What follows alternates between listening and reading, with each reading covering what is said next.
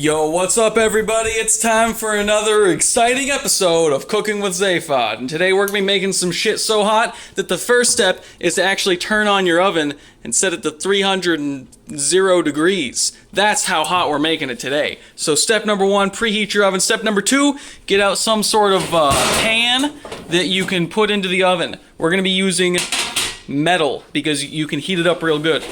So get your metal pan out. Then you want to grab yourself some, try not to spoil anything, I got too much shit on the counter. You gotta get yourself some parchment paper actually. And you've got your parchment on the pan. You wanna grab yourself your bananas. Now I've got these bananas, I've got a couple of them here. I'm not really sure how many bananas this is. Let me get this in the frame so y'all can see it. We're working with, looks like 1, 2, 3, 4, 5, 6, 7, 8 separate bananas. And what you wanna do is you wanna separate those separate bananas. We're not doing them up in a bunch, we're doing them out one at a time, but all together on the pan, all as one. So it's kind of like they're in a bunch, but it's also, they're not in a bunch because they're on the pan. So don't worry about it too much. Try not to think too hard. And as always, don't forget to spread your bananas on out, just like so. You don't want these bad boys getting into too much physical contact because then they'll get disqualified. That's called a personal foul. It's March right now. It's actually not. It's October, but I'm feeling like some March madness. Is what I'm feeling like. So we're going to lay these bananas out, and then the oven is still preheating, which you can see if you look at it. It says PRE, which is short for preheating. And you just want to open it up, and you want to, I can already feel the heat coming out this oven. You want to slide these bananas right up in there, and they're already getting a little bit brown, but we want them blacked. We want them as black as this stovetop is right here. So we're going to put them in there for about 30 minutes.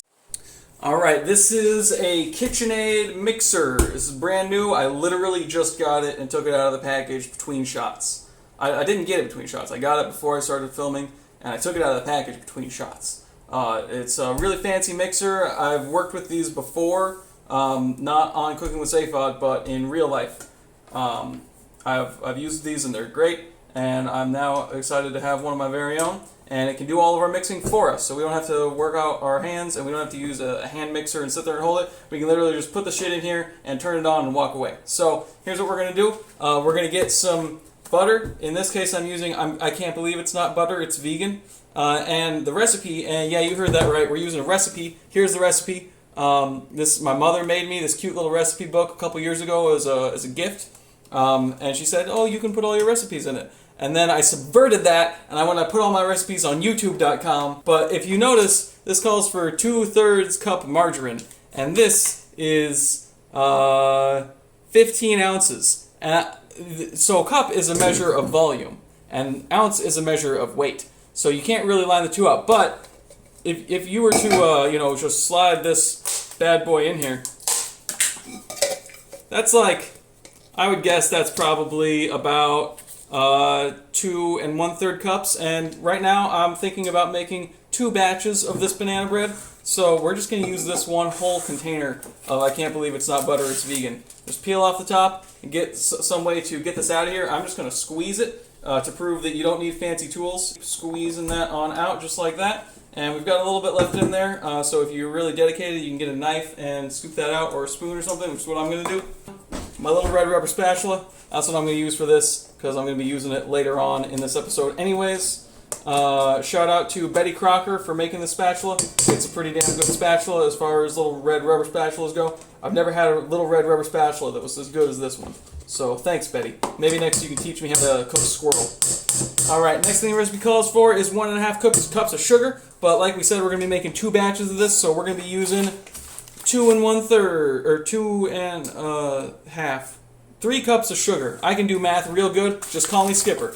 So what we're going to do is we're going to, it doesn't really matter if you get a little bit too much sugar in there. It's okay to be pouring it over the bowl. So here we've got 2 cups of sugar. That's a lot of sugar. Holy moly. I don't know if this bowl is going to be big enough for how much banana bread I'm straight trying to make right now. Maybe I should have separated this into 2 batches. But there's only one way to find out, and that's the Cooking with Zaphod way. So go ahead and slam your attachment jam right up into that bad boy like that. Slide this mamma jamma right up in there, Slide this down, lock it, and turn it on. And just let it do its thing. So you can scoot this over to the side. And the next thing we're going to do is we're going to start add eggs. So once this is creamy, which it's already getting there, that's the magic of a machine, we're going to add count 4 eggs. So we're just going to pop these 4 eggs in there. But first we're going to turn it off and lift it on up just like that. So we've got more elbow room to work with. Except we don't actually, because this thing is way up here. Can I move it by hand? No, I cannot. So we're just going to have to come around, give it a little bit of a reach around, like so. And boom.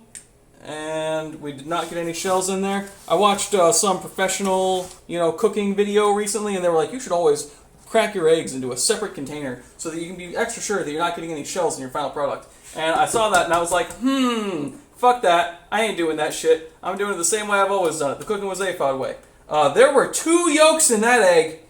I don't know if you can see that on the camera, but we're going to make sure that you fucking can right here. Look at that. 3 yolks. I cracked 2 eggs so far, but I'm still counting that double yolk as 1 egg because I feel like it. That's why. Let's try and put this back as close as we can to the same location.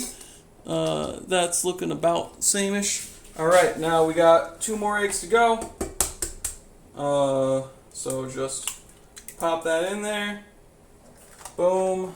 And I don't see any eggshells in there, so we're doing good. So go ahead and lock it and turn it back on and let it keep on mixing on. So the first dry ingredient on here is 2 3/4 cups of flour. So get your measuring cup and get your flour. You might notice that this is a bag. This does not look like flowers, but in fact, the fine white powder in here is called flour. It's spelled a little bit differently than the pretty nice smelling kind that you find outside, but you can use this one to bake shit, so it's nice. We're just going to pour 2 cups into here, about 2 cups, so drop that in there.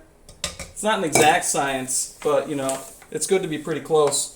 And then we also want another 1/3 of 1 cup. That's a little bit over 1/3 of a cup, but it was a little bit under 2 cups, so I'm going to call that 2 1/3 cups, except we're making a double batch, so that means we need to do double. This is definitely not going to fit in this bowl, but fuck it. We're doing it anyways. It's Cooking with Zaphod time. So just keep on adding flour in to this increasingly more and more overflowing bowl. I'm going to call that another 2 1/3 cup of flour. Oh shit, it wanted 2 3/4 cups of flour. Well, I'm kind of tired of adding flour, so that's just going to have to be good enough. And next thing we're going to add is a teaspoon of baking powder, so get your spoons. I've got some blue ones. They don't really matter what color they are. We want baking powder, which is this stuff. A teaspoon of baking soda, so the same amount of baking powder and baking soda, which doesn't seem right to me, but that's what's written down on this recipe here. So add your teaspoon of baking soda. And then you want a 1/2 teaspoon of salt. Just as long as it says salt on the package, you're going to be all right. I was a little bit under, so I'm just going to eyeball a little bit more. That's going to be good.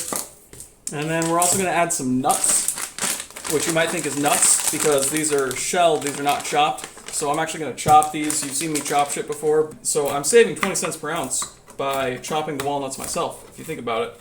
And I don't really mind that much chopping walnuts because they create a nice aroma that I like to breathe. So we're going to add these here walnuts, just like so, just like that. That's how we do it.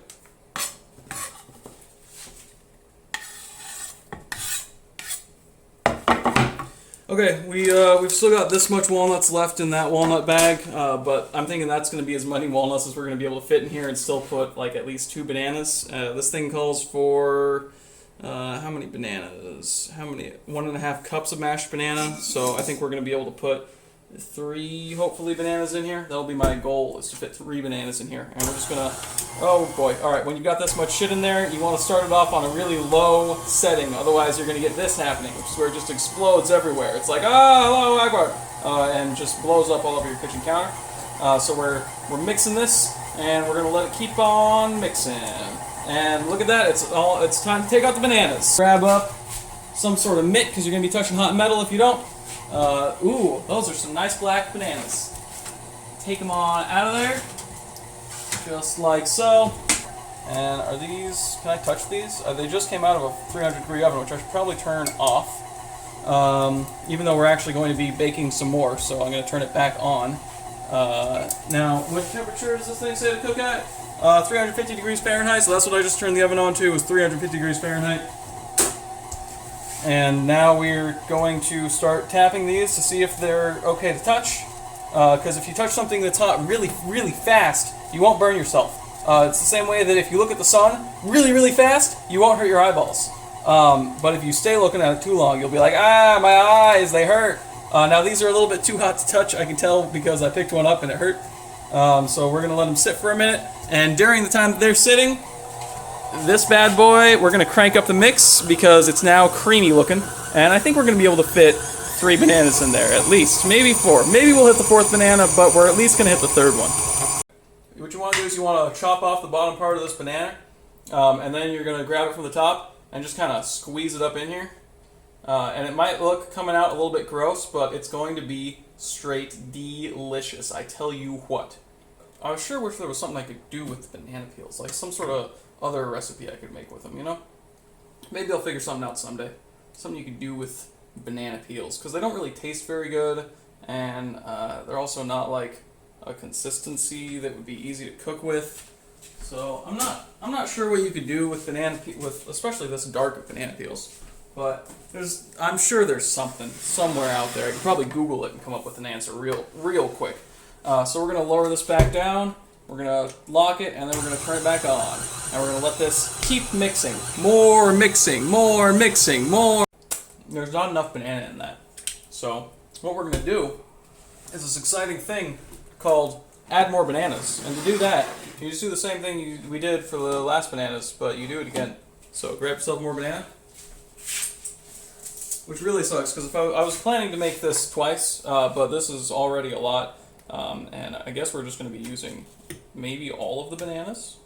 Maybe. I've got nothing else to do with these bananas, so I guess I'm just going to put all 8 of the bananas in here, now that I'm saying it out loud. That makes the most sense to me. I think it would look nice having some banana just sitting on the counter. People would probably ask what it is when they come over, but I don't really have people over because they're weird. They don't want to come visit. I wonder why. So we've got this banana in here now, and yeah, I'm thinking it's time for some more walnuts.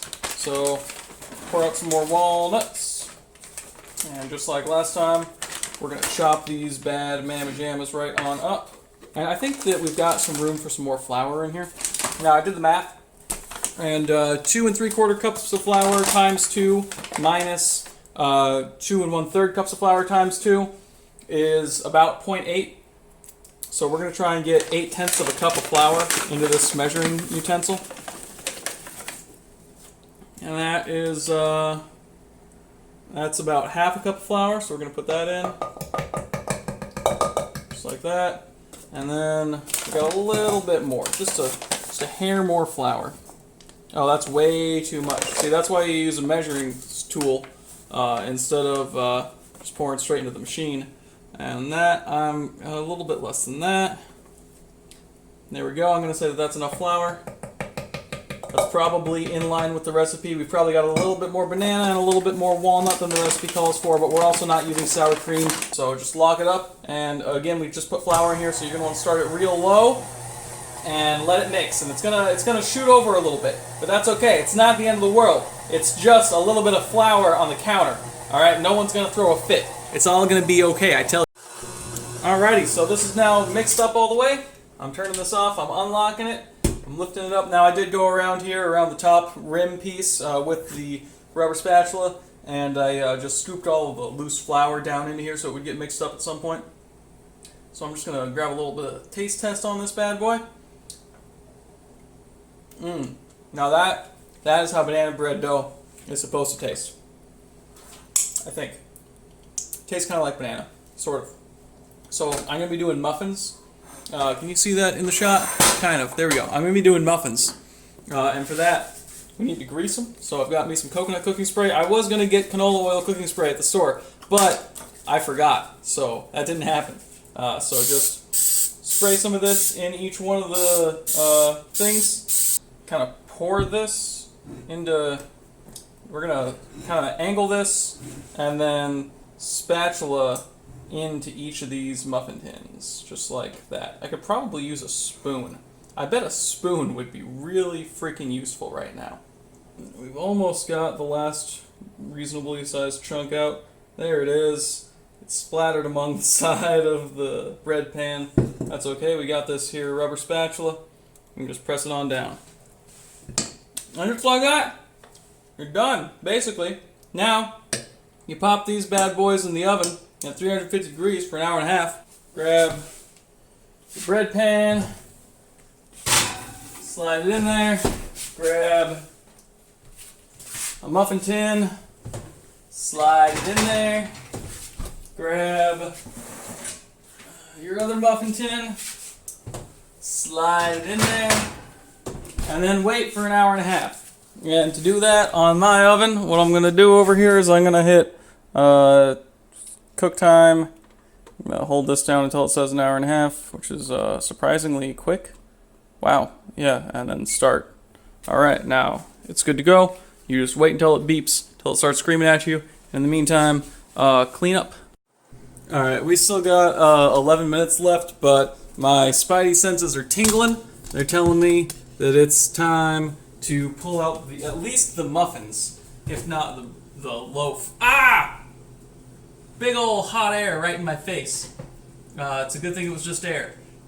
So yeah, those are looking hella done to me. So I'm sliding those bad boys out. We might even have to leave the loaf in there a little bit longer. These might actually be burnt now that I'm looking at them again. Now that I'm thinking about it a little bit. But you know what? It's going to be okay. They're still going to be tasty. They're just going to have a little bit of extra carbon. These ones are looking a little bit less burnt. So these are the ones I'll give my coworkers. I'll eat these ones myself. But we're going to let these cool. And to do that, you just let them sit here. Move your pan. Can you see that? Can you see what's going on? Ah, shit. Fuck. We knocked over the vase with all of the kitchen tools. There we go. Alright. So we're just going to let these sit here. And then in 10 more minutes, we're going to pull out the loaf. And everything is going to be Gucci as heck, my dudes. It's going to be nice. And people are going to love it. And I can't wait for this to cool down a little bit so that I can eat it up. And it'll be delicious. I'm really looking forward to it. Oh, that's hot. Alright, so we got the beeps and the blinks. And so that means that it's time to grab up your hot plate holder and pull out the bread. Boom, just like that. We got our bread loaf, we got our muffins, and we're going to turn this off. Off. Timer off. There we go. All right. So that is effective, and now we just wait for stuff to cool down. If you have a cooling rack, move the stuff to the cooling rack. I don't have a cooling rack, but I should probably pull this out of the pan. So I'm going to use my cast iron skillet as a makeshift cooling rack. But we're just going to treat this hot plate holder as a hot bread holder. Alright, I'm tired of waiting, so I'm just going to grab one of these bad boys, and it's still warm, but I don't think it's so hot anymore that I'm not going to be able to take a bite. I'm just going to take a bite of it and see how it tastes.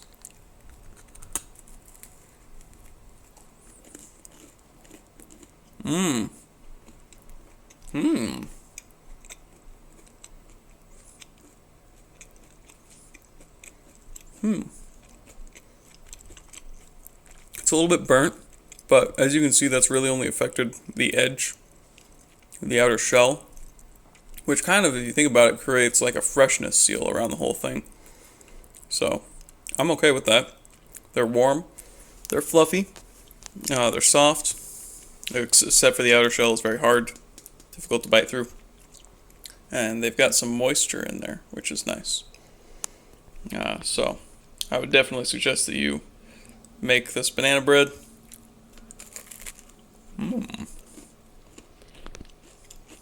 Don't forget to share this video on worldstarhiphop.com. Thanks.